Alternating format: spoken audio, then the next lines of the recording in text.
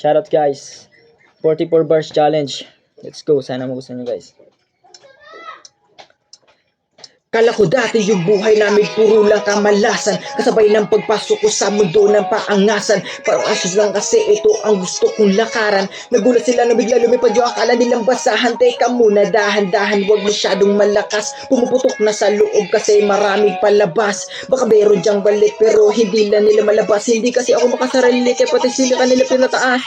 Teka, ang dami na ba? Go, ugali pati na mukha mo. Ganyan ako naman yung dapat gawin para mahalin ng mga tao. Sa bagay sanay ka naman, no respeto daw kahit papano. Kung gusto ng respeto, tanongin nyo lang sino kami magkano. Huwag magpapapekto, akala mo ay perfecto. Lalo pag nagsalita naman yan, akala mo walang depekto. Samantalang ang ginawa ko lahat na diretso. Habi kung kailangan may siraan ka pa naman ng naglaseso. Para ka lang chismoso, ginawa na lahat ng kwento. Isa ka lang ko pala manulat kapak pero lang invent. Tinapakan, inangasan, sinabihang umalis na lang ako rito. Linabanan, hinayaan, kaya ngayon ako ng paborito. Titirahin nyo ko si Balong lang nagdala. Huwag kayong mag-alala, meron din kaming dala. Ganyan naman yung mga ulol ay mahilig mangumpara. Nagpapanggap ng malawak ang utak, makitig pala.